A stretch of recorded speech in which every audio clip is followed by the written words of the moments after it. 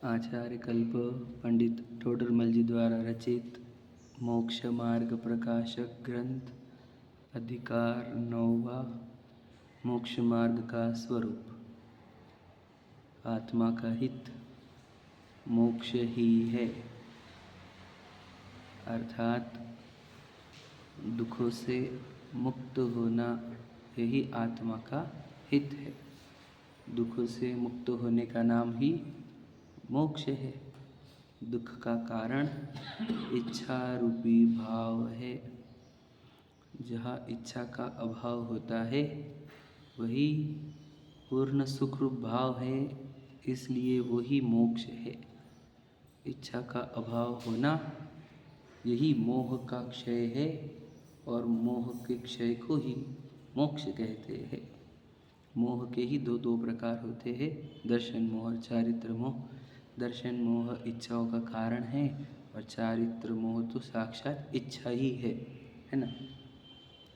तो इसका अभाव होना ही मोह का। अब देखो, पहले मोहनीय नष्ट होता है, सेनापति है, फिर तीन घातियाँ और फिर 4 अघातियाँ। सबसे पहले नष्ट भी मोहनीय होता है, अर्थात मोहनीय के नाश हुए बिना वे 3 भी नाश नहीं होते।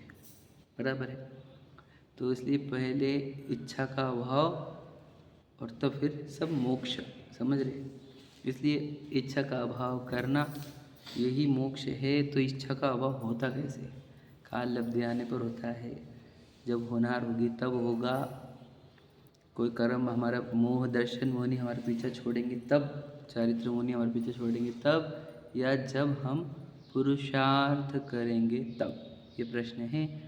तो उत्तर दिया कि काल लब्धि और होनहार तो कोई वस्तु ही नहीं है, और कर्मों के उदय उपशमशय वे तेरे हाथ में नहीं, वो पौद्गल के कार्य है। बचा अपना पुरुषार्थ अगर तू करेगा तो सब कारण आ जाते हैं कार्य होने में, क्योंकि एक कार्य होने में अनेक कारण मिलते हैं।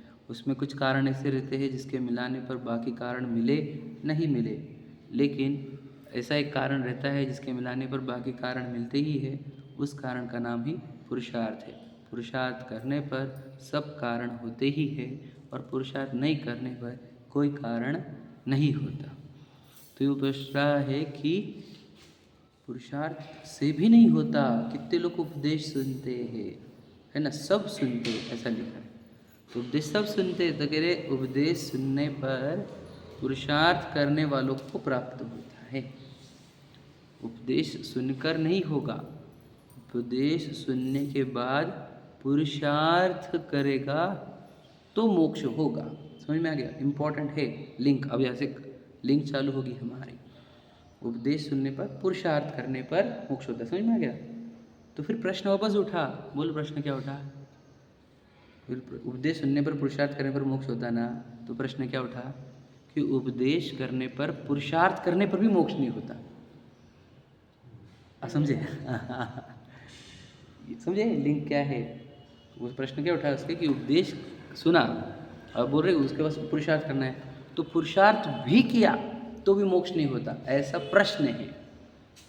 समझ गए?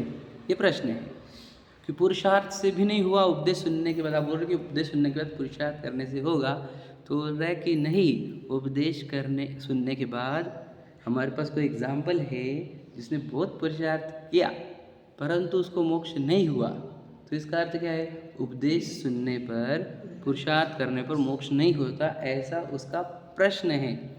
और प्रश्न किस पे उठा रहा है वो? पुरुषार्थ पर। समझ रहे क्या? नहीं प्रश्न समझ में आया ना आपको? कि अरे हमने तो देखा कितने पुरुषार्थ किए उन्होंने, घर दार गाड़ी बंगले छोड़े, 28 मूल गुणों का निर्तिचार पालन है, एक भी लोकेशना नहीं। समझे क्या? नहीं, मोक्ष ही एकमात्र इच्छा। बराबर है कि नहीं? द्वितीय दूसरी इच्छा कुछ भी नहीं। मोक्ष ही एकमात्र इच्छा रहने वाले जीव ने कितना पुरुषार्थ किया फिर उसे मोक्ष प्राप्ति नहीं हुई, इसका अर्थ ये है कि पुरुषार्थ से मोक्ष प्राप्त नहीं होता। ठीक है? हो गया क्लियर?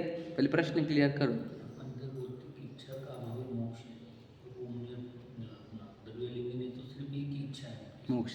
मोक्ष। बाकी इच्छा तो नासिक है। हाँ, ऐसा प्रश्न है तो उसका भी उत्तर दे देता हूँ। कल बात हुई थी इच्छा दबाने वाली बात है ना, उसका उत्तर दे। द्रव्यलिंगी इच्छा को दबाते हुए चलता है, समझे क्या नहीं? मैं बताया था कल, इच्छा दुख रूप है ये भाषित होने पर जब इच्छा का अभाव किया जाता है उसको इच्छा का नाश कहते हैं।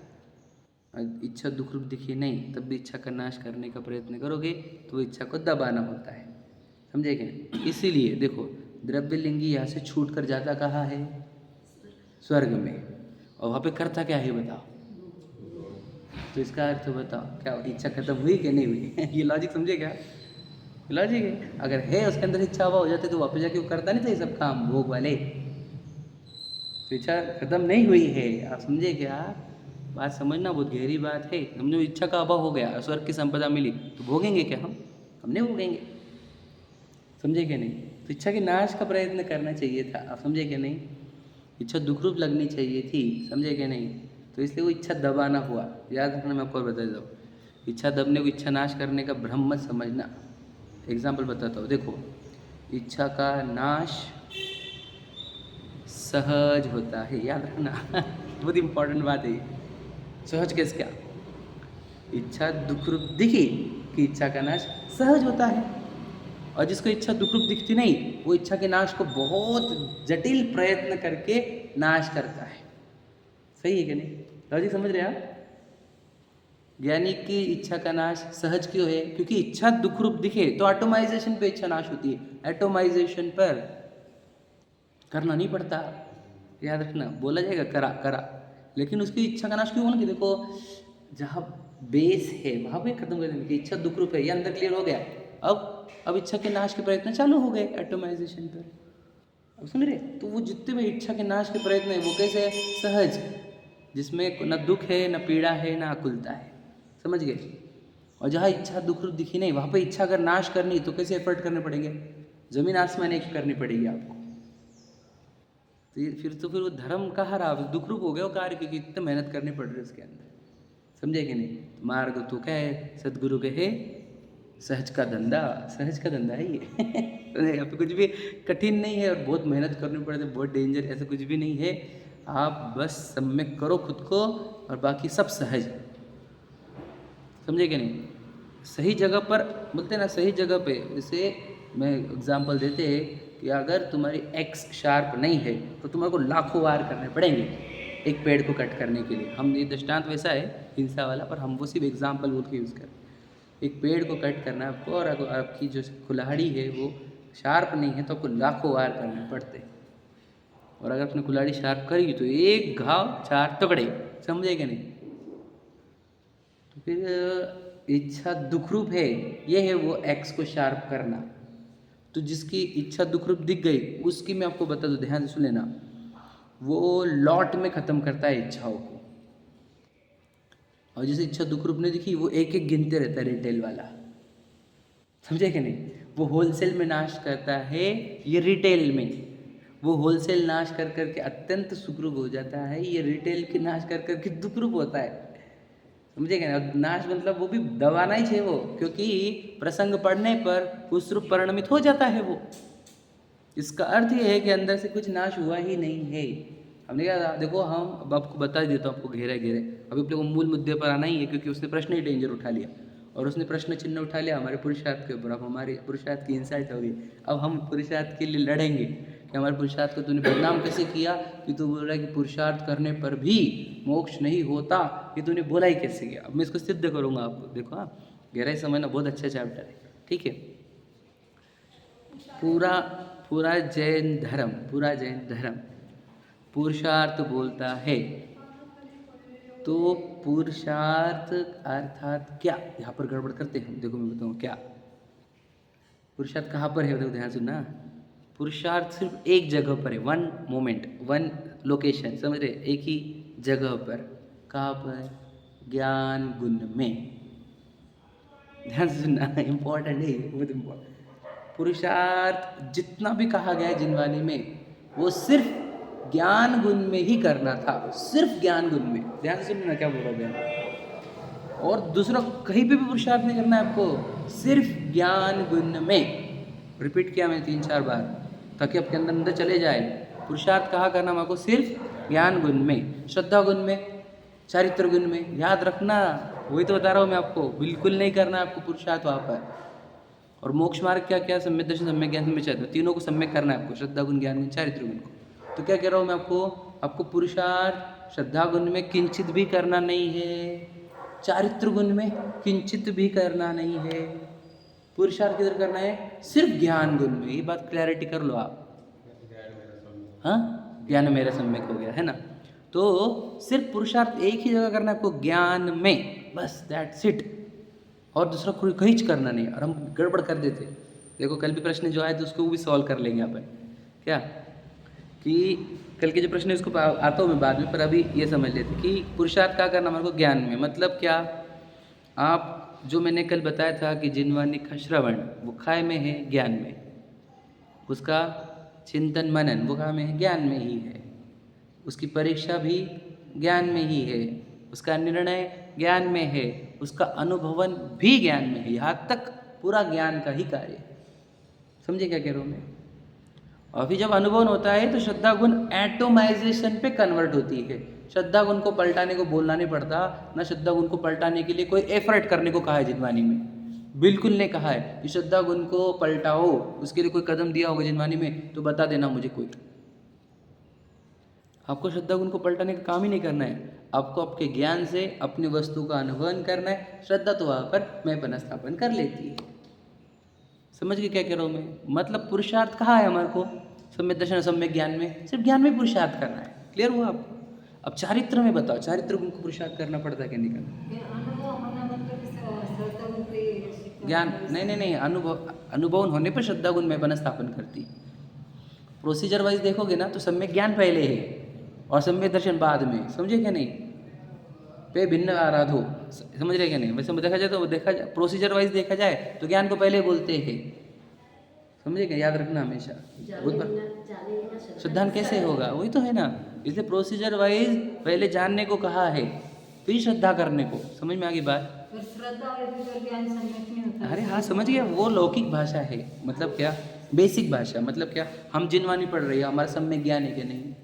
तो हम कहेंगे नहीं तेरी श्रद्धा उल्टी ना, आत्मा में देह में पनस्थापन है, इसलिए तेरा जिनवानी पढ़ना भी क्या है? जिनवानी पढ़ना भी क्या है? मिथ्या ज्ञान है। इस अपेक्षा से कहा है वो। समझे क्या नहीं? कि श्रद्धान होगी तो ज्ञान सम्यक होगा, वो लौकिक ज्ञान की अपेक्षा से बोलते हैं। अगर अब गहराई में जाओ अंदर तो उसमें क्या बोलना हमारे को? सम्यक दर्शन होने, सोचो मैं पना श्रद्धा, सम्यक दर्शन करते क्या होता है? आत्मा में मैं पना स्थापन होना। तो मुझे बताओ, आत्मा जानता नहीं हूँ मैं, तो आत्मा में मैं पना स्थापन कर लूँगा क्या? समझिए क्या कह रहा हूँ मैं? जब आत्मा में मैं पना स्थापन कब होगा? जब मैं आत्मा को जानूंगा, है नहीं? बिना जाने श्रद्धान कैसे हो जाएगा? विचार करो। इसका सीधा सीधा अर्थ ये है कि जानने पर ही श्रद्धान होता है। प्रोसीजर वाइज क्या पकड़ना? सम्यक ज्ञान को पहले, सम्यक दर्शन को बाद में। ये बात एकदम मैं बोला ना आपको गहरी बात है और इम्पोर्टेंट बात है, ये हम गड़बड़ करते हैं यहाँ पर। अब चारित्र की बात चैप्टर चालू करते हैं कि चारित्र के टाइम पे हमारे को किसका काम करना है? चारित्र गुण का काम करना है कि ज्ञान गुण का? हाँ, तो अपने आप आया वो तो ऑटोमाइजेशन पे है। वहाँ पर जो मेहनत है चारित्र पूर्ण करने के लिए, वो मेहनत काहे की है बताओ? वो मेहनत भी ज्ञान की ही है। देखो वहाँ पर भी उपयोग के 3 प्रकार बताए। उपयोग मतलब ज्ञान, अशुभ उपयोग, शुभ उपयोग और शुद्ध उपयोग। शुद्ध उपयोग से कर्मों की निर्जरा होती कहते, तो वापस उपयोग के मतलब ज्ञान के ही काम हो गया। वापस चारित्र में भी ज्ञान का ही कार्य है। मतलब सोचो, श्रद्धा सही करने की तो भी ज्ञान को काम कराने का, चारित्र सही करने का तब भी ज्ञान को काम कराने का। मतलब पुरुषार्थ पूरा की पूरा धर्म जो है हमारा ज्ञान गुण पर निर्भर है। समझ में आ गया? एकदम क्लैरिटी से। अब हम पुरुषार्थ के नाम पर समझते क्या है? याद रखना, देह क्रिया पुरुषार्थ समझते हैं।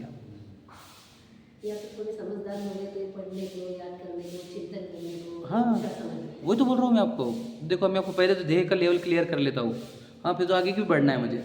कि कितने लोग तो बोलते हैं पुरुषार्थ नहीं करेंगे क्या? मंदिर नहीं आएंगे, स्वाध्याय नहीं करेंगे, पूजन नहीं करेंगे, पाठ नहीं करेंगे, तो तू पुरुषार्थ देखो किसको मान रहा है? ये देह की क्रिया को। रणु रत्न लेंगे, प्रतिमान लेंगे, पान नहीं छानेंगे क्या? ये पुरुषार्थ समझे? पुरुषार्थ के नाम पर पूरी देह की क्रिया गिनी जाती है। जब मैंने शुरुआत किया तो मैंने मंदिर आने को पुरुषार्थ कहा था ना, वो एक अपेक्षा थी। मैं बताऊंगा आपको वो अपेक्षा क्या थी हमारी, समझ गए? तो कहना क्या है, पुरुषार्थ तो आपको कितने करना है, ज्ञान गुण में। समझ में आए? कल जो प्रश्न उठा तो वही था कि भाई अगर हमारा सम्यक दर्शन ज्ञान नहीं हो रहा तो फिर हम बाकी कुछ भी नहीं करेंगे, कैसे बैठे रहेंगे क्या, है ना? ये था ना प्रश्न। तो बाकी जो तो कर रहा है वो कौन सी चीज़ें की बात कर रहा है? बाकी सब चीज़ें कौन सी है? वो देह की क्रिया ही बोल रहा है ना। तो पुरुषार्थ में थोड़ी आता है वो। समझे कि नहीं समझे? तो पुरुषार्थ तो तुमको यही करना था, बता, ज्ञान गुण से कहाँ पे, श्रवण से लेकर श्रद्धांत तक की ट्रैवलिंग। समझे कि नहीं? यही पुरुषार्थ है और यही करने योग्य है। समझे कि नहीं? पुरुषार्थ के नाम पर आपको ज्ञान को, सोचो मैं आपको बताऊं, हम देखो देह तो अपनी वस्तु ही नहीं है और हमारे आत्मा में भी 3 गुण मुख्य कहे गए हैं। समझे कि नहीं? श्रद्धा ज्ञान चारित्र, और उसमें भी मुख्य गुण ज्ञान। तो ज्ञान गुण में ही हमारे को चेंजेस लाने थे। हम चेंजेस कहाँ ला रहे हैं बताओ? हम ज्ञान गुण को तो जिधर उधर भटकने देते हैं, टेलीविज़न में, मोबाइल में, खान पान में, घूमने में, व्यापार में। सोचो जिधर मेहनत करनी है वो घूम रहा दुनिया भर में, और हम इस बॉडी को कुछ एक्टिविटी करने को लगा लेते हैं और बोलते हम पुरुषार्थ नहीं कर रहे क्या? विचार करो। इसको मंदिर पूजा में लगा दिया आपने, और सोचो यहाँ पर बैठे बैठे भी इस ज्ञान को घुमाते रहते कहीं ना कहीं, और फिर हम पुरुषार्थी भी बोलते खुद को। ये कैसे पुरुषार्थी है तू? क्या कहा? पूरा की तो सोचो, पुरुषार्थ कहाँ करना था? इस ज्ञान गुण के अंदर करना था तुझे। इस ज्ञान को सही जगह लगाना, सही जगह उसके अंदर लगाकर उसके अंदर के डिसीजंस फाइनल करना। समझे कि नहीं? निर्णय करना, निर्णय करना ज्ञान गुण का ही कार्य है। समझो आप, मैं आपको बताई थी लाइन की, हो जिनवानी अभ्यास सदा तत्वों का सम्यक निर्णय हो, फिर राग आदि भाव विकारी भाव मिटे। समझे कि नहीं? तो थर्ड स्टेप है राग आदि भाव, मतलब इच्छा मिटाने की। समझे कि नहीं? पहले तो ज्ञान तत्व निर्णय, मैं हूँ कौन, तो ये कहाँ काम करना है, ये पुरुषार्थ कहाँ करना है? तो सम्यक दर्शन सम्यक ज्ञान का ही पुरुषार्थ करना है हमारे को, दूसरा करना ही नहीं कुछ भी। इच्छा का नाश करने का पुरुषार्थ भी करो मत, दबाने का पुरुषार्थ मत करो।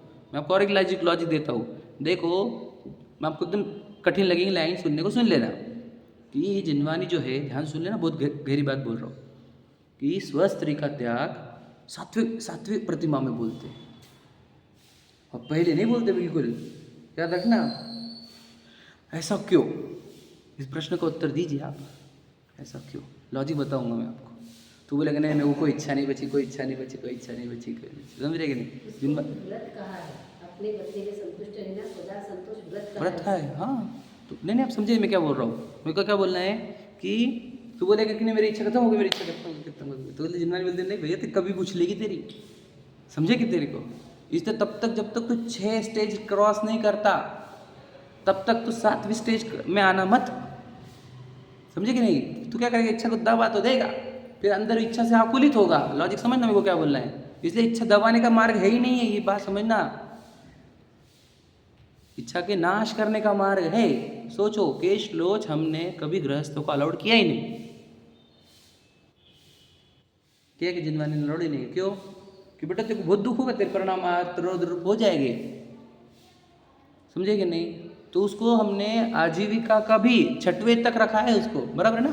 6वें तक है ना आजीविका। तू पहले आजीविका छोड़ेगा तो तेरे परिणाम आकुलित व्याकुलित होंगे। नहीं मुझे कोई इच्छा ही नहीं आजीविका की। आप समझे क्या कह रहे? तू पहले व्रत, पहले तो तू श्रद्धा बता हमारे को, फिर तू हमारे को व्रत बता, फिर तू हमारे को सामायिक बता। समझ रहे? तेरे अंदर अगर ये सब चीज़ें हो गई, चौथा बता प्रोषदोपवास बता तू मेरे को, ये अष्टमी 14 के दिन पूरा बाहर निकल के बता। समझे कि नहीं? 5वां रात्रिभुक्ति मुक्ति, सचित्त त्याग। हाँ 5वां सचित्त त्याग, 6वें में ना रात्रिभुक्ति मुक्ति। समझ रहे?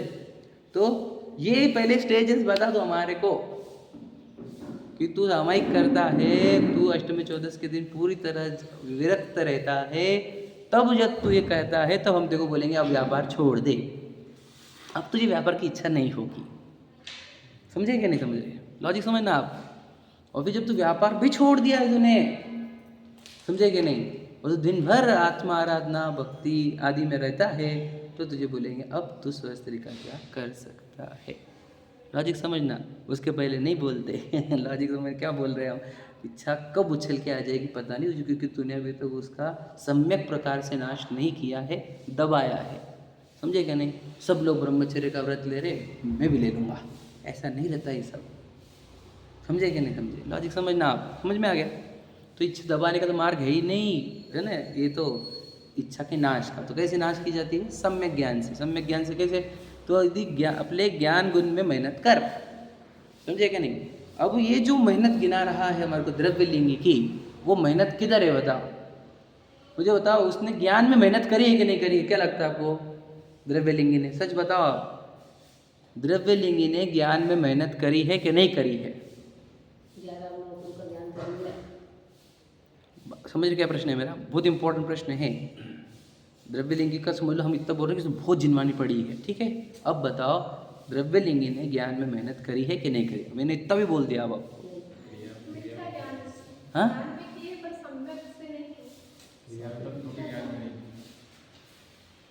जिनवानी 7 तत्व रहते ना, जिनवानी 7 तत्व रहते। जीव जीव का आप ज्ञान करके मेहनत नहीं। सही समझ। देखो, जिनवानी पढ़ने को ही मेहनत समझ रहे हम, और उसी को ज्ञान समझ रहे। ये ज्ञान ही नहीं है। ज्ञान, देखो, ज्ञान का अर्थ क्या होता है? समझ सही होना। देखो, ज्ञान का एग्जैक्टली मीनिंग बताता हूँ आपको। आईना, समझिए, आईना है, तो आईने का धर्म क्या है? जो सामने वस्तु है वो झलकाना, करेक्ट है क्या? कि ज्ञान का भी धर्म तो वही है, बताओ, जैसी चीजें हैं वैसी दिखना, झलकना, समझे क्या? अब ये देह मुझे देह रूप झलकेगी तो मैं मेरे ज्ञान को ज्ञान कहूँगा। अब लॉजिक समझेगा क्या कह रहा हूँ मैं? जब ज्ञान प्रॉपर काम ही नहीं कर रहा, देह को मैं ही जान रहा है, तो हम बोलेंगे जिनवानी पढ़ी क्या उसने? तो ज्ञान कहाँ काम कर रहा है? लॉजिक समझेगा क्या कहा मैंने? देखो, देह तो आपको कैसी दिखनी चाहिए थी? पूरी तरह जड़, क्योंकि वो जड़ ही है, मिट्टी की ही है, और फिर भी वो मुझे मैं लग रही है, तो मेरा ज्ञान काम कर रहा है। वर्किंग स्टेज, वर्किंग में है क्या नॉन वर्किंग में मेरा ज्ञान? आप समझ रहे क्या नहीं? पूरी तरह मेरा ज्ञान नॉन वर्किंग कंडीशन में पहुंच गया है। तुम बोलते हो उसने इतना पढ़ा, उसने इतना पढ़ा। भैया, उसने इतना पढ़ा लेकिन उसको यही दिखा नहीं कि देह जड़ है और मैं चेतन हूँ। समझे ना भैया? तो इस ज्ञान को बहुत मेहनत करी बोला जाएगा क्या? समझे भैया? हाँ, मतलब सीधी सीधी ज्ञान से जब स्वसत्ता ने समझ में आई, देह की सत्ता नहीं समझ में आ रही है, तो उस ज्ञान को हम ज्ञान बोले भी कैसे? मैं उसको ज्ञान बोलूँगा तो ज्ञान का बदनामी है, ये सब है क्या नहीं? और उस ज्ञान को मैं अगर सम्यक ज्ञान दे दूँ तो सम्यक ज्ञान की बदनामी है ये। सोचो, मुझे ज्ञान बोलने में प्रॉब्लम है, तुम सम्यक ज्ञान बोल रहे हो उसको जिनवानी पढ़ने को। हम तो ज्ञान बोलने में दिक्कत है हमारे को, क्योंकि उस ज्ञान को ज्ञान क्यों बोले? जिस ज्ञान को ये नहीं समझ रहा ज्ञान का उगम कहाँ है, ज्ञान की उगम स्थान की सत्ता कौन सी है। देह में ज्ञान उगम नहीं होता, देह जड़ वस्तु है, उससे मेरा अत्यंत अभाव है। ये ही जिस ज्ञान को नहीं समझ रहा, उस ज्ञान को हम ज्ञान भी कैसे कहे? समझे क्या क्या कह रहा हूँ? ज्ञान है पर मिथ्या है, ये तो सम्यक नहीं है। तो मिथ्या बोल रहे, इसका अर्थ क्या होता? मिथ्या का अर्थ क्या? मिथ्या का अर्थ क्या बता? उल्टा, झूठा। मिथ्या का अर्थ झूठा, मिथ्या का अर्थ झूठा। तो झूठा ज्ञान है वो, झूठा ज्ञान मतलब ज्ञान झूठा इज इक्वल टू क्या? ज्ञान नहीं। समझे क्या नहीं? बताओ, आपको ज्ञान है कि नहीं? चलो, आपको मेरा छोड़ दो, जिनवानी का कोई मिथ्या दृष्टि लाओ, उसको ज्ञान है कि नहीं, ये बता।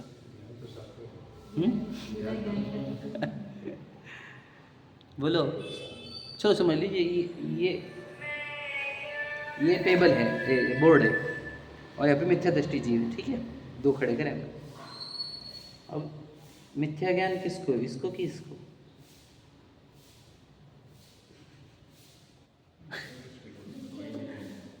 तो हमने मिथ्या ज्ञान बोल के इसको सिद्ध कर दिया कि ज्ञान वाली वस्तु है।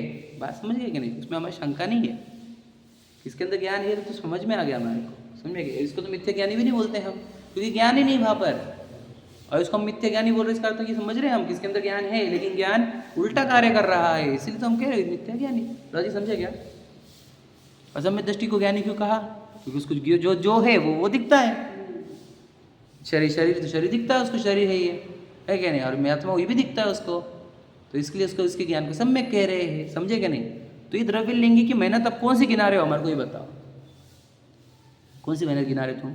कि उसने दीक्षा ली, उसने पत्नी बच्चे छोड़े, उसने अकेश लोच किया, उसने ये सब छोड़ा, वो 28 महीने उन पालन कर रहा है। बताओ, उसने इतने शास्त्र पढ़े, उसने व्रत किए, उसने उपवास किए, उसने ये किया, ये गिनाते ना? ये गिनाते क्या नहीं गिनाते? और हम इससे काउंट करते हैं लोगों को। तो सर के सेंड करना है। शरीर की क्रिया बताई, अभी तो मुझे तो प्रशस्त राग भी बताना है मुझे तो अभी आपको, समझे क्या क्या कह रहा हूँ मैं? तो बताओ तुम पुरुषार्थ के नाम पर समझ क्या रहे? ये भ्रांति तोड़ दो आज के बाद कि पुरुषार्थ के नाम पर मैं क्या समझूंगा आज के बाद? ज्ञान गुण सही काम करे, समझे क्या नहीं?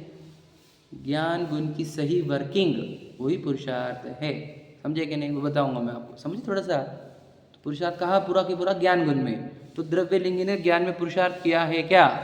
यदि पुरुषार्थ करता तो उसको देह भिन्न दिखती थी, तो द्रव्यलिंगी बचता नहीं था, भावलिंगी हो जाता।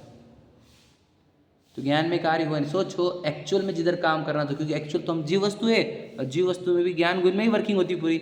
जिधर काम करने का उधर छोड़ दिया और बाकी बोल रहे मैंने इतना सारा किया, तुम इतना सारा क्यों नहीं देखते? भैया हमारे को जिधर करना था उधर का बता।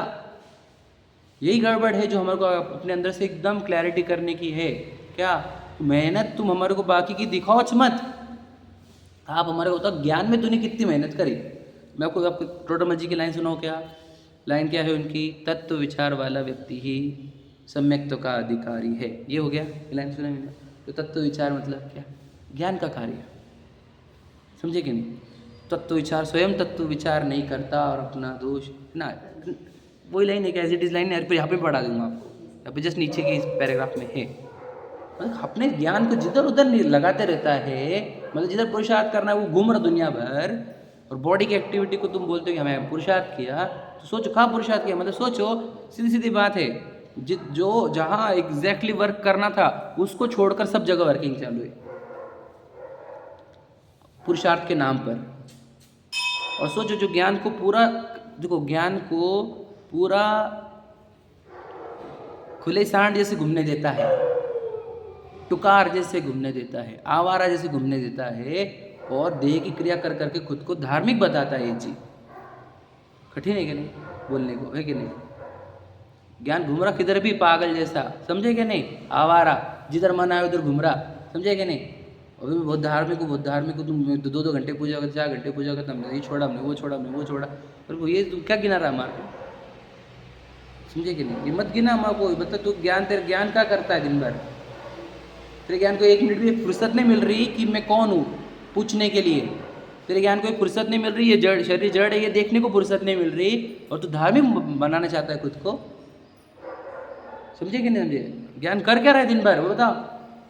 24 घंटे में 16 घंटे जग रहा हूँ, तू एग्जाम्पल है ना, तो 16 घंटे वो ज्ञान क्या कर रहा है बताओ? 1 मिनट भी उसको देह पर दिखती नहीं, 1 मिनट भी उसको देह जड़ दिखती नहीं, वो ज्ञान कर क्या रहा है? समझे कि नहीं? और बोल मत फिर, अब ज्ञान आवारा घूम रहा है और फिर तुम धार्मिक बोलते हो खुद को। ज्ञान को तो कोई लिमिट भी नहीं है, किधर भी भाग रहा है, पर स्त्री, पर विषय है ना, पर धन है ना, अन्याय के विषय, किधर भी भाग रहा है वो ज्ञान, और तुम बोलते मैं धार्मिक हूँ। तुम वो फिजिकल एक्टिविटी से धार्मिक मानते हैं ना खुद को, समझे कि नहीं? सीधी सीधी बात समझ लेना, हो गया क्लियर? तो अपना कहाँ से चेक करने का? मैं कहा जहाँ मेरा उपयोग समझे? जहाँ मेरा उपयोग में भाग ही रहता हूँ, और मेरे उपयोग से काउंट होगा, समझे कि नहीं? मैं जब सम्यक ज्ञान का चैप्टर लिया था ना, तो मैंने यहाँ पे जो हुआ था तो मैंने बताया था आपको टेलीविज़न देखना अलाउड नहीं है, न्यूज़पेपर पे पढ़ना अलाउड नहीं है, समझे कि नहीं? सीधी बता दो मैं आपको, कोई देखना नहीं, ना आपको टेलीविज़न देखना है ना आपको न्यूज़पेपर देखना है। इस ज्ञान को सही जगह लगाओ भैया, समझे कि नहीं? ये देख देख कर ज्ञान इधर उधर दौड़ते रहता है, वही विचार चलते फिर, और जो मूल चीज़ है वही नहीं दिख रही हमारे को कि मैं जीव और शरीर अजीब है। बताओ क्या फ़ायदा तुम्हारा टेलीविज़न के इतनी न्यूज़ का, और तुम्हारी डिग्रियों का भी क्या नॉलेज, क्या फ़ायदा है? तो तुमको ये मैं कौन और मैं कौन नहीं हूँ ये पता नहीं चल रहा, ज्ञान में इतना नहीं समझ में आ रहा। सोचो ज्ञान में समझ क्रिएट करना, यही तो पुरुषार्थ है, समझ में आ गया? इसे द्रव्य लिंगी के पुरुषार्थ को पुरुषार्थ कहने वाले बहुत बड़े अज्ञानी हैं,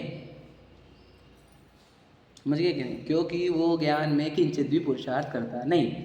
द्रव्य लिंगी को ज्ञानी की भाषा में, जिनवाने की भाषा में, सम्यक ज्ञान की भाषा में, केवल ज्ञानी की भाषा में द्रव्य लिंगी 0 पुरुषार्थी है।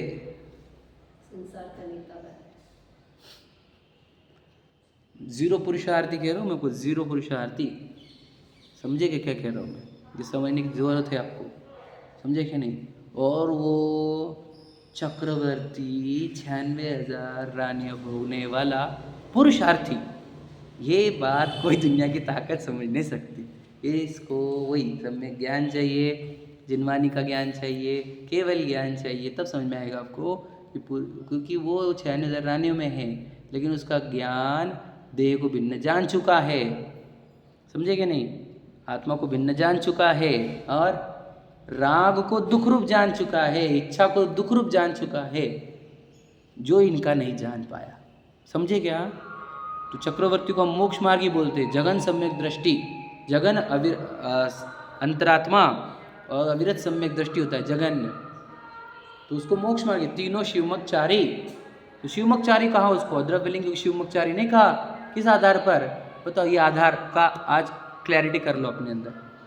आधार क्या है कि उसको, वो जो द्रव्यलिंगी है उसको आप संसार मार्गी, संसार का नेता बोल रहे हो, और वो जो है वो 96,000 भोगने वाला, उसको तुम मोक्ष मार्गी कह रहे हो। तो इसका आधार क्या है?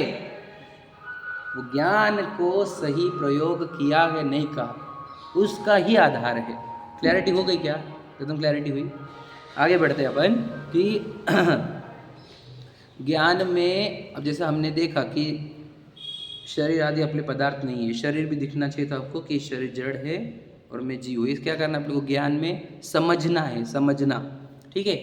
तो वैसे ही प्रशस्त राग और अप्रशस्त राग ये दुख रूप समझ में आने चाहिए थे ज्ञान में, क्योंकि दोनों भी क्या है? इच्छा है, और इच्छा होने से दुख रूप भाव है। तो ये ज्ञान में अगर दिखा नहीं तो सोचो वो द्रव्यलिंगी है, उसको एकमात्र इच्छा कौन सी बची? मोक्ष की। तो बताओ फिर उसको क्यों नहीं सम्यक ज्ञानी बोल रहे हैं हम, या फिर उसको मोक्ष मार्गी क्यों नहीं कह रहे हैं हम? बोलो क्यों? क्योंकि उसको मोक्ष की इच्छा दुख रूप दिखती ही नहीं ज्ञान में, उसके अभी ट्रेस ही नहीं हुआ कि मेरे को दुख पूरी की पूरा दुख मेरा इच्छा में समाया हुआ है और मोक्ष की इच्छा भी मेरे मोक्ष में बाधक है। यही क्लैरिटी नहीं हुई उसके ज्ञान में, इसलिए उस ज्ञान को हम सम्यक नहीं बोलते और उस ज्ञान का पुरुषार्थ नहीं हुआ है, ये कहा जा रहा है। समझेगा? मैंने अभी देह के एक्टिविटी से आपको उठाया और प्रशस्त राग में लेकर आया कि तुम प्रशस्त राग के पुरुषार्थ कर करके हमारे को ये बताओगे कि हम कितने पुरुषार्थी है। क्या कहा? वापस समझेगा? लाइन सुने क्या? म्यूजिक में और एक बार लाइन सुन लो, बैकग्राउंड म्यूजिक भी है कि तुम प्रशस्त राग के पुरुषार्थ कर करके हमारे को बोलोगे कि हमने कितना पुरुषार्थ किया और फिर हमारे को मोक्ष क्यों नहीं। तो याद रखना, प्रशस्त राग का पुरुषार्थ संसार का पुरुषार्थ है। मैं लाइन एज इट इज गिना दूंगा आपको, क्योंकि उस ज्ञान में उस प्रशस्त राग को दुख रूप देखा ही नहीं गया, उसको सुख रूप माना गया, उपादेय माना गया, स्वामित्व माना गया, कर्तृत्व माना गया, उपादेयत्व माना गया। इसलिए उस ज्ञान में प्रशस्त राग का पुरुषार्थ भी संसार ही का कारण है। समझ में आया क्या? कह रहे समझ में आई? तो देह के एक्टिविटी पुरुषार्थ नहीं और प्रशस्त राग भी पुरुषार्थ नहीं, याद रखना मेरी बात। क्या भैया समझ में आ गया ना? ये कठिन बात है, सबकी गले उतरती है नहीं, उसको बहुत स्ट्रॉन्ग डाइजेशन सिस्टम चाहिए ज्ञान की डाइजेशन सिस्टम, जो ज्ञान इसको ग्रहण कर पाएगा, इस इतनी मस्त बात को, वो ज्ञान ही सम्यक होगा। क्या प्रशस्त राग कैसे दिखनी चाहिए ज्ञान में? बताओ। दुख रूप इसको परंपरा कारण नहीं बोला वो बेसिक बात है, तो सब अटकने का नहीं बोला है।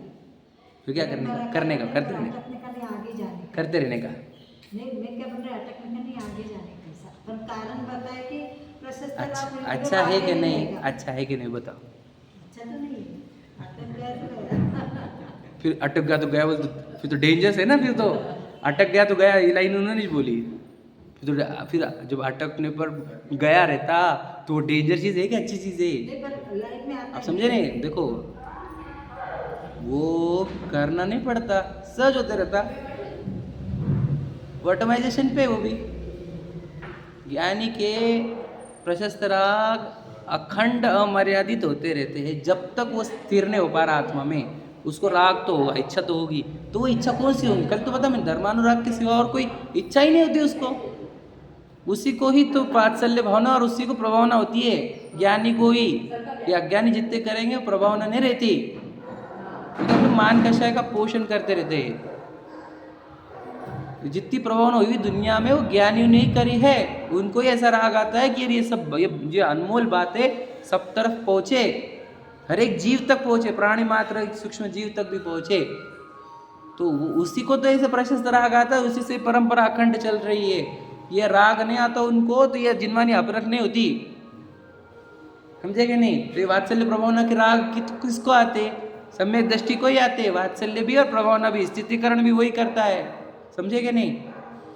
तो उसको तो आता ही है, इसमें कुछ शंका है। सम्यक दृष्टि के 8 अंग है, 8 अंग में जब उसको ये कहा वात्सल्य, तो राग ही तो है, प्रभावना राग ही है। तो ज्ञानी को ही ऐसे राग आते हैं, पर वो करता बिल्कुल भी नहीं, करना चाहता नहीं, उसको दुख रूप जानता है, छूटने की भावना रखता है।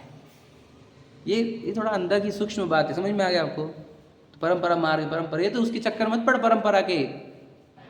परंपरा चाहिए कि साक्षात चाहिए? बता, एक साक्षात रहता है और एक परंपरा रहता है, पता है आपको? साक्षात मोक्ष मार्ग और एक परंपरा मोक्ष मार्ग। मंदिर में आना परंपरा मोक्ष मार्ग है, भगवान जी के दर्शन परंपरा मोक्ष मार्ग है, आत्मा का दर्शन साक्षात मोक्ष मार्ग है। समझ में आए?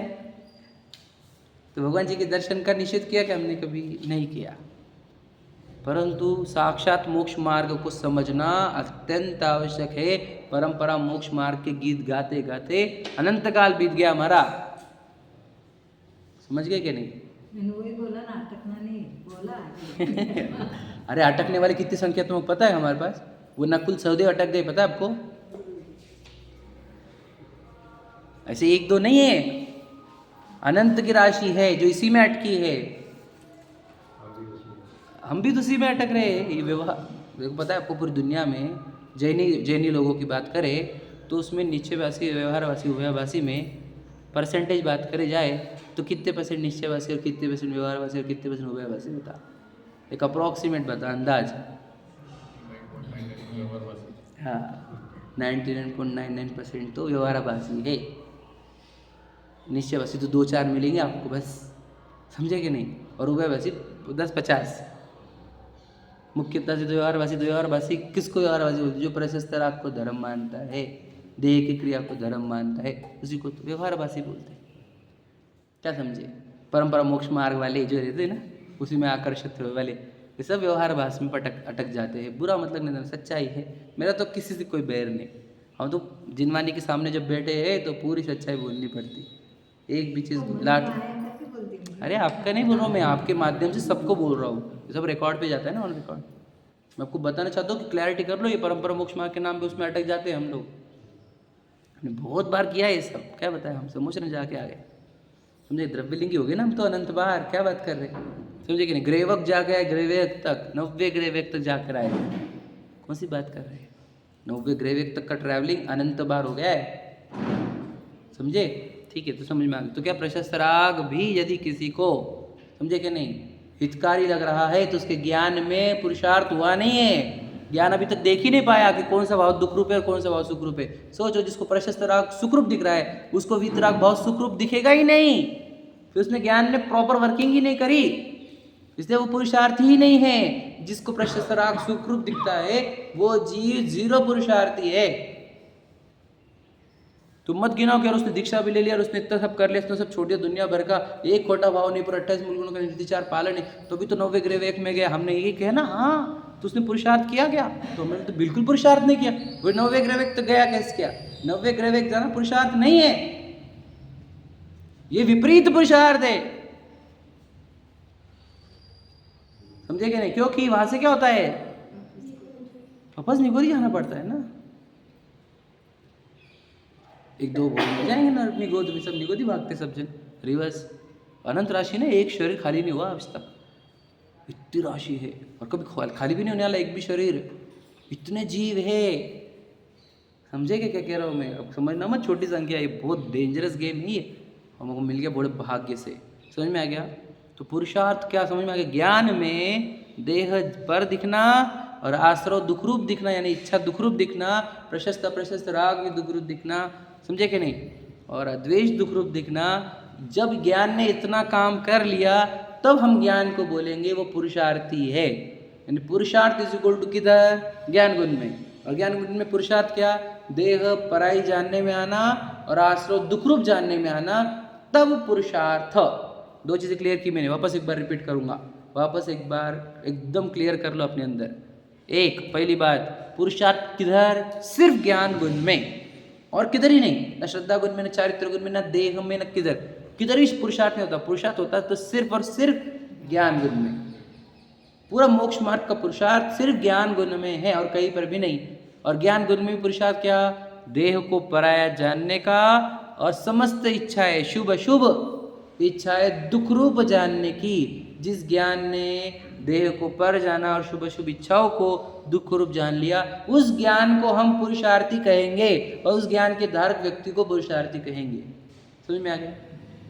यही सब अपेक्षा से देखेंगे तो द्रव्य लिंग आपको पुरुषार्थी नहीं दिखेंगे। तभी आपको समझ में आएगा कि तुमने क्या लांछन लगाया था हमारे पुरुषार्थ के ऊपर कि शास्त्र पढ़ने के बाद पुरुषार्थ करने पर भी मोक्ष नहीं होता। तो ये झूठ बात है। शास्त्र पढ़ने पर तूने पुरुषार्थ किया ही क्या? क्योंकि तूने अभी तक देह को पराया जाना नहीं और आश्रव को दुख रूप नहीं जाना, तो तुझे साथ तत्व समझ में नहीं आए हैं, तत्व का ज्ञान ही नहीं हुआ तुझे, तो तत्व श्रद्धान होगा कैसे? मोक्ष मार्ग ही नहीं होगा। शरीर अजीव तत्व था, अजीव तत्व जानने में नहीं आया, आश्रव दुख रूप तत्व थे, दुख रूप जानने में नहीं आए, तो ज्ञान ने काम ही क्या किया? तो पुरुषार्थ किया ही नहीं। तो ये बोलना मत कि शास्त्र पढ़ने पर भी पुरुषार्थ करने पर मोक्ष नहीं होता, ये झूठ बात है तेरी। शास्त्र पढ़ने पर पुरुषार्थ करने पर मोक्ष होता ही होता है। समझ में आ गया? कौन सा पुरुषार्थ? तूने जो पढ़ा उसका ज्ञान में चिंतन, परीक्षा, निर्णय, अनुभवन, इतना ज्ञान में काम कर ले तो पुरुषार्थ हुआ। इस पुरुषार्थ से मोक्ष इसी भव में या 2-4 भव में होना ही होना है। इतना तो स्पष्ट है। समझ में आ गया? तो इसलिए कभी कोई पुरुषार्थ पर लांछन लगाए तो ऐसा लगता है किसी ने हमारे आत्मा के ऊपर बहुत बड़ा आरोप लगा दिया। पुरुषार्थ को कभी बोलना मत, इसलिए लाइन पढ़ा देता हूँ। चलो आगे बढ़ रही है गाड़ी हमारी। अब बोलोगे कि यार वही ले लेते रिपीट। याद रखना पूरे शास्त्रों का सार है जो सिखा रहे हो, तो बहुत सारे शास्त्र पढ़ने की जरूरत नहीं, बेसिक समझो। मैं चेतन हूँ, देह अचेतन है, आश्रय दुख रूप है। समझ गया? सब समझ जाओगे। इच्छा दुख रूप पे क्लैरिटी आ गई तुम्हारे अंदर, बहुत शास्त्र पढ़ लिया समझ लेना। ठीक है, देखो वहाँ पे प्रश्न समझ लीजिए। 310 पर चौथा पैराग्राफ पढ़ रहे हैं अपन। वहाँ प्रश्न है कि द्रव्यलिंगी मुनि मोक्ष के अर्थ गृहस्थपना छोड़कर तपश्चरण आदि करता है। वहाँ पुरुषार्थ तो किया, कार्य सिद्ध नहीं हुआ, इसलिए पुरुषार्थ करने से तो कुछ सिद्धि नहीं है। प्रश्न समझ में आ गया? पुरुषार्थ कौन से किनारे हो? देखो, गृहस्थपना छोड़कर तपश्चरण आदि किया, पुरुष तो क्या करे? तो वहाँ पुरुषार्थ तो किया, तो पुरुषार्थ का नाम क्या ले रहा है? देखो रे, घर छोड़ना और तपश्चरण करना, बॉडी एक्टिविटी को पुरुषार्थ मानता है। समझे कि नहीं?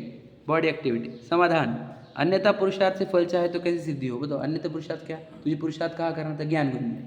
तूने कहा किया देह में, और देह में भी और आत्मा में कौन सा पुरुषार्थ हुआ? टाइम पे प्रशस्त राग का पुरुषार्थ हुआ। तो अन्यथा पुरुषार्थ करते, प्रशस्त राग का पुरुषार्थ, इच्छा का पुरुषार्थ कर रहा है और बोल रहा है मेरे को मोक्ष क्यों नहीं होता? तो इच्छा के पुरुषार्थ से मोक्ष किसका होगा? समझे कि नहीं क्या बोल रहे हैं हम? अन्यथा पुरुषार्थ ये है। ठीक है, देखो, तपश्चरणादि व्यवहार साधन में अनुरागी होकर, देखो वही है क्या? किस में? व्यवहार साधन में अनुरागी, रागी मतलब इच्छा होकर प्रवृत्ति, उसका फल शास्त्र में तो शुभ बंध कहा है। समझे कि नहीं? तो तूने पुरुषार्थ शुभ बंध का किया, प्रशस्त राग का किया है ना? तूने तो बताओ ज्ञान को सम्यक करने का पुरुषार्थ किया ही नहीं, तत्व श्रद्धान और तत्व ज्ञान करने का पुरुषार्थ तो किया ही नहीं। कौन सा पुरुषार्थ किया? घर छोड़ने का और तपश्चरण करने का। अजीव को अजीव जानने का और अजीव को अजीव मानने का पुरुषार्थ तो हुआ ही नहीं। ज्ञान में हुआ क्या? नहीं हुआ। इसलिए ही पुरुषार्थ अन्यथा है। क्लैरिटी हुई? आगे देखो, और यह उससे मोक्ष चाहता है तो कैसे होगा? यह तो भ्रम है।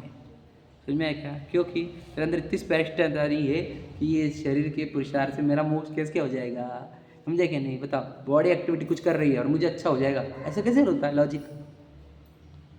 और प्रशस्त राग से मोक्ष हो जाएगा तो ये भी कैसे लगा?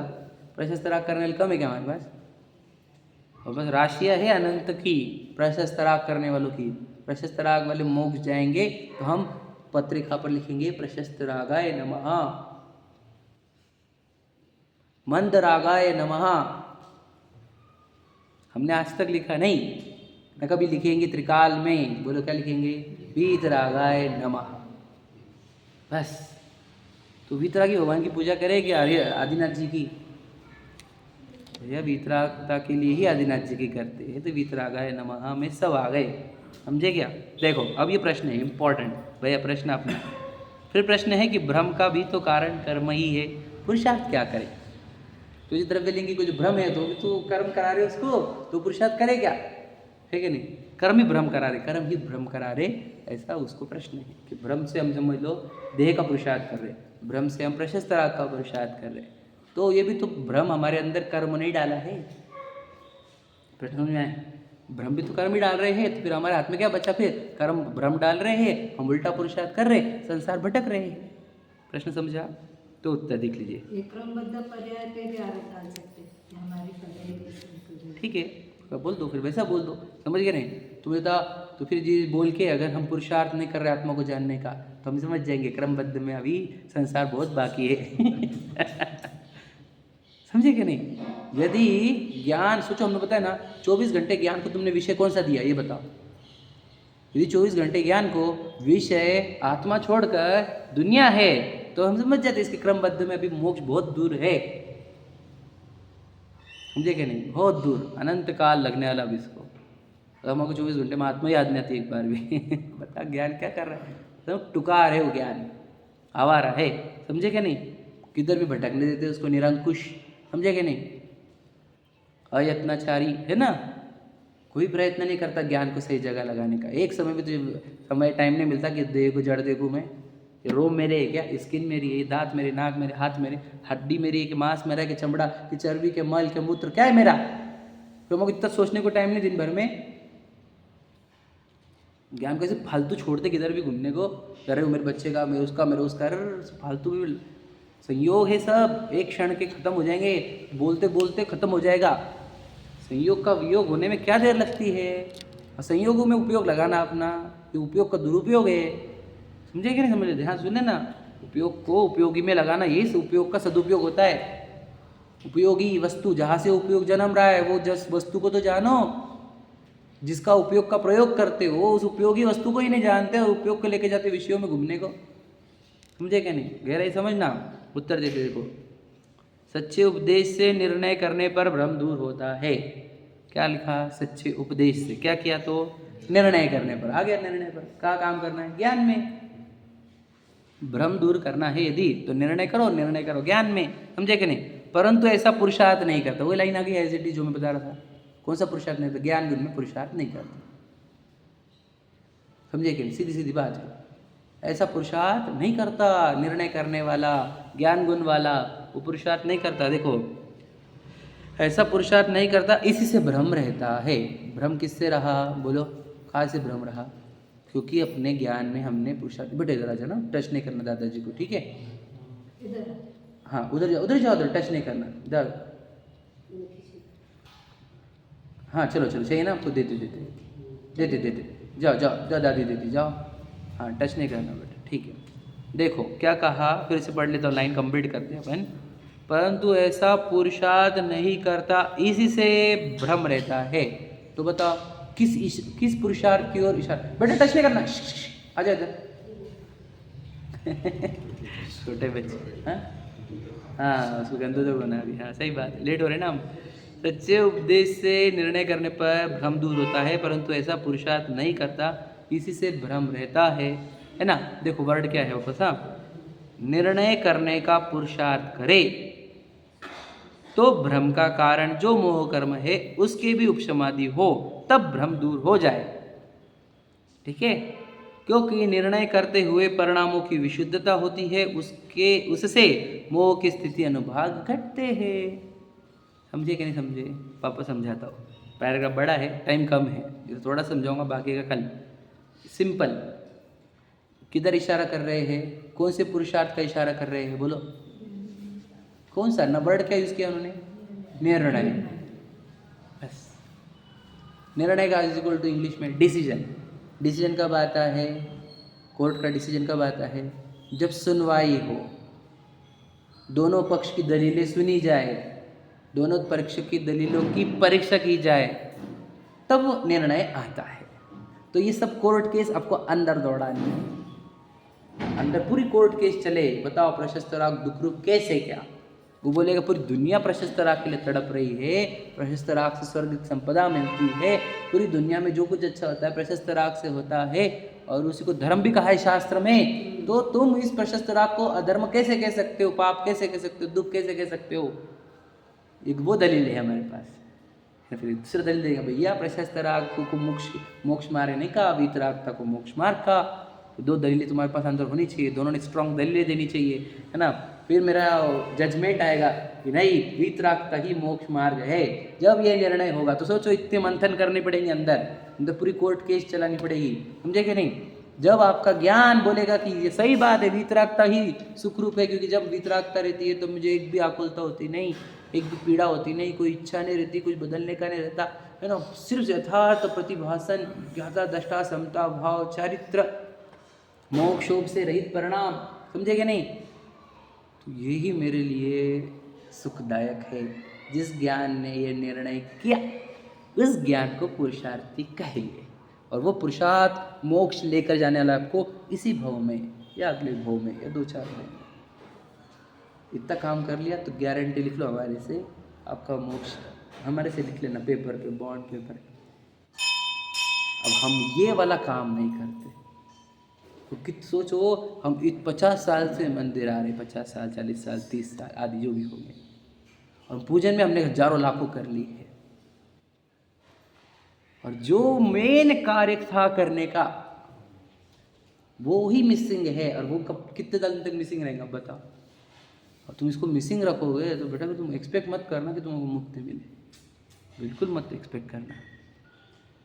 मेन जो कार्य, क्योंकि देखो उमा स्वामी तो बोल दिए तत्वा श्रद्धानम सम्यक दर्शन। तो तत्वा श्रद्धान की पहले की स्टेप है तत्व का अनुभव, अनुभव के पहले निर्णय, निर्णय के पहले परीक्षा, परीक्षा के पहले विचार, विचार के पहले श्रवण, तत्व का श्रवण से तत्व का विचार, परीक्षा, निर्णय, अनुभवन होगा तो तत्व श्रद्धान होगा, और उससे मोक्ष की प्राप्ति होती है, वो सम्यक दर्शन होता है, मोक्ष की प्राप्ति होती है। तो हम आचार्य उमा स्वामी के अनुयायी है कि नहीं है? यदि हम तत्वों को सिर्फ सुनकर ही छोड़ देते हैं तो हम अनुयायी नहीं, समझे कि नहीं। हम किसके अनुयायी है बोलो? मोह के अनुयायी, संसार के अनुयायी, राग के अनुयायी, इच्छा के अनुयायी। कल वर्ड निकला था, फिर तो हम स्वच्छंद हो जाएंगे। तो छंद का अर्थ क्या होता है बता? इच्छा। तो मिथ्या दृष्टि इच्छा के अनुसार ही चलता है, इसलिए स्वच्छंद ही रहता है। क्या समझे? छंद का अर्थ इच्छा ही होता है, समझे कि नहीं। तो इच्छा का अभाव कौन करेगा? तो हम बोलेंगे, आप अगर आप हमारे को बोलोगे कि इच्छा का अभाव नहीं कर सकते, पहले आप सम्यक ज्ञान करो तो स्वच्छंदी हो जाएंगे। तो उसको उत्तर दे रहा हूँ, देखो शॉर्ट में। तो याद रखना, आपको अगर आपको ये पता चल गया कि इच्छा दुखरूप होती है तो आपको मंदिर में आने का, स्वाध्याय करने का जो भाव होगा, उसी समय आपको ये भी भाव होगा कि यार रुकते अच्छते जाते, मूवी को जाते, टेकड़ी पे जाते हैं, आदि आदि जो भी भाव आएंगे। एग्जैक्टली तुम जो भी समझ, घर पे मेहमान आए उनके साथ गप्पे मारेंगे, ये जो भी, तो वहाँ पर आपको ये समझ में आ जाएगा कि ये इच्छा है और ये कर्तव्य है। तो जब आप इच्छा को छोड़ छोड़ के कर्तव्य तक आते जाओगे तब आपको काम होगा, तो बढ़िया काम होगा, तभी मोक्ष होगा। आज आप इच्छा का अभाव नहीं कर सकते। सिर्फ सिलेक्शन के मोमेंट पर इच्छा को प्रायोरिटाइज मत करो। समझे क्या कह रहा हूँ मैं? लॉजिक समझा कि नहीं? जब भी हमेशा 2 ऑप्शन आएंगे तुम्हारे को, आते कि नहीं? रोज आते सुबह। तो बस इच्छा को प्रायोरिटाइज मत करो, आप बस इच्छा का सुनो मत। स्टार्ट में यही करो, तो जो चीज़ें आएगी आपके सामने, तो आप इच्छा वाली बातों को साइड में करो और जो मेरा कर्तव्य है वो करो। समझे कि नहीं? तो बस अब से इससे आप प्रक्रिया में आ जाओगे, जिनवानी पढ़ने में आ जाओगे, और जिनवानी पढ़ने आ जाओगे तो हम सिखा देंगे आपको कि इच्छा का अभाव करना है, कैसे करना है, वो भी सिखा देंगे, है कि नहीं। तो इच्छा के आवेश में आकर देश से गुरु के दूर नहीं जाना, जिनवानी पढ़ने से कभी दूर नहीं जाना, ये याद रखना। इच्छा के आवेश में आना ही नहीं, आवेश में आगे तुरंत निकल जाना बाहर। समझ में आ गया? इतना ही करो स्टार्ट में। तो तो इच्छा का अभाव नहीं करना है अभी स्टार्ट, हमारी स्टेज नहीं है, क्योंकि मुझे पता है इच्छा का अभाव नहीं किया जा सकता अभी, लेकिन इच्छा को दुख रूप जाना जा सकता है, दुख रूप माना जा सकता है, और इच्छा के आवेश में नहीं आना जितना तो कार्य किया जा सकता है। ठीक है, मतलब इच्छा को दबाना नहीं हुआ। आवेश उसका डिसीजन पे मत जाओ, बस दबाने की बात नहीं है, बस उसका सुनो मत। हम ना दबा रहे आपको ना नष्ट करने का बोल रहे हैं, हम तो सिर्फ बोल रहे उसको सुनो मत। आप बस देव शास्त्र गुरु से दूर ना जाओ, इतना ही ध्यान रखो। और मुख्यतः से जिनवानी पढ़ने से कभी दूर नहीं जाओ, क्योंकि यहाँ पे मूल तत्व है, यहाँ पे इच्छा के अभाव की प्रक्रिया है ना। चलो, सहजानंदी